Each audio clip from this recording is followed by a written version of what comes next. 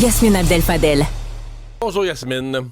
Bonjour Mario. Alors Vincent Marissal qui s'était retiré de Québec solidaire il y a quelques mois, on se demandait ce qu'il pourrait joindre le PQ, ce qu'il pourrait poursuivre sa carrière politique autrement, mais il semble pas.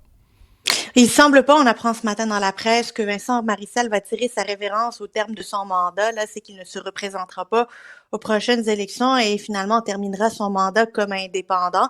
On imaginait, comme tu le disais, qu'il allait rejoindre le Parti québécois parce que c'est ce qui lui a été reproché le jour où il a été exclu, où il a claqué la porte. C'est pas encore clair qui l'a fait en premier de Québec solidaire. Mais il dit qu'il est abîmé, de cette vie politique et je trouvais qu'il était dur envers lui-même là, tu sais, il a été quand même critique en matière de santé pendant plusieurs années, même qu'à titre d'indépendant, il continuait à poser des questions sur la santé. Il a ramené des sujets qui étaient très pertinents évidemment. Mais là, il dit que dans le banc des indépendants, là, très loin de l'Assemblée nationale, parle avec des Marois Risky puis des Christian Dubé et que Mais tout le t'as-tu monde vu sort comment de... ils appellent leur groupe de banquette? Là, ils appellent ça l'allée de la désillusion, là, où est Christian Dubé, Marois Risky, Pierre Dufault, lui, tous ceux qui ont démissionné ou ont été mis dehors de leur parti, que ça a mal fini, l'allée de la désillusion, c'est un peu triste, là. C'est quand même assez triste. Puis je trouve ça triste de finir son mandat en politique ou sa vie politique de cette manière-là, un peu avec le goût amer, un peu en étant désillusionné de la politique. Tu sais, ça jette pas un regard très positif de la vie politique à Québec. Là, on a peut-être reproché à Ron Boisy d'avoir dit que l'Assemblée nationale, il y avait un climat de manipulation, d'intimidation et de mensonge. Tu sais, il est peut-être pas allé jusqu'à là, Vincent Marissal, mais il jette pas un regard très reluisant de la vie politique à l'Assemblée nationale non plus. Et là, je me demande pourquoi ça n'a pas collé avec le Parti québécois. Tu sais, lui, il a quitté en disant, ben oui, voyez, on peut Paul Saint-Pierre Plamondon, un prochain chef. Puis, C'est parce que on serait tenté de faire le lien, tu sais, Mélissa Généreux, là, oui, la médecin de santé publique des cantons de l'Est, la candidate vedette de Québec solidaire, en tout cas dans les nouveaux là, de la dernière élection, puis là, elle devait faire le saut avec le PQ. Je sais pas si t'as vu en fin de semaine, puis sans me dire qu'elle s'est pas sentie suffisamment désirée. Là, au PQ, on dit, là, elle voulait un ministère, ça voulait qu'on lui garantisse une job, puis nous, on a refusé d'aller là, je comprends.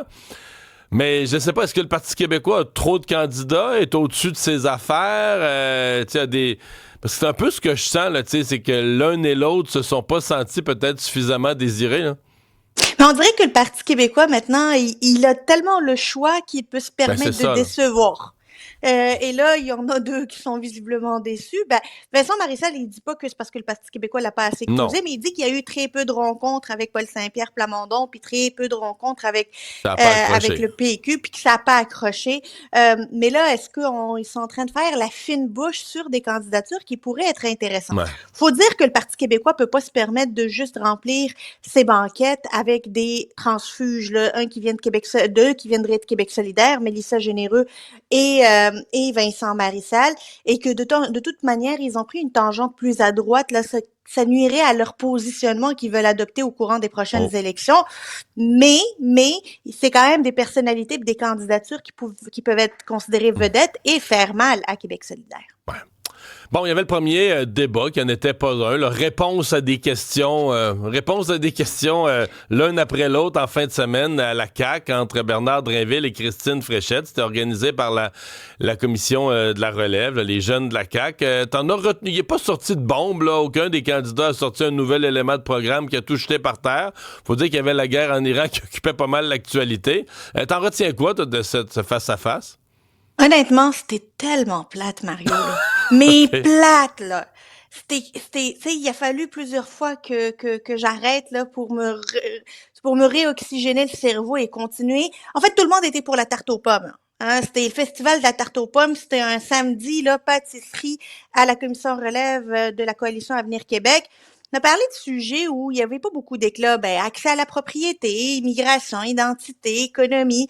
Et étant donné que ni l'un ni l'autre n'interpellait ni l'un ni l'autre, là, qu'il n'y avait pas de tir croisé ou de tir tout court, C'était un festival de phrases connues, reconnues, entendues, puis je dirais même dont Hmm. on est un petit peu Mais écœuré.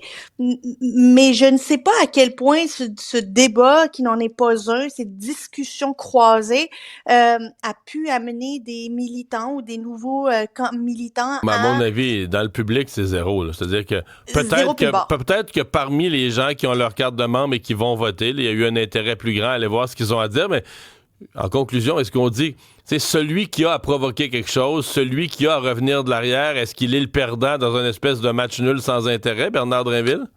Ben, c'est évident qu'il a pas fait parler de lui. Lui qui a réussi à faire parler de lui chaque semaine depuis le lancement de cette course-là, il a pas particulièrement brillé. Si on regarde le non-verbal, il était particulièrement souriant. Je pense qu'il a pris un petit peu tout le monde par surprise. Tout le monde s'attendait à ce que Bernard Drinville attaque un peu plus et quelques pics de plus. Et le fait qu'il est déçu, entre guillemets, sur cette question-là, fait en sorte de dire, ben, la question se demande, est-ce que Bernard Drinville a déjà abandonné? Parce que c'était pas le Bernard Drinville qu'on est habitué de voir depuis le début de cette course-là. Il était peut-être un peu trop souriant, un peu trop de bonne humeur pour quelqu'un qui a donné beaucoup de claques depuis qu'il est arrivé. Merci, Yasmine.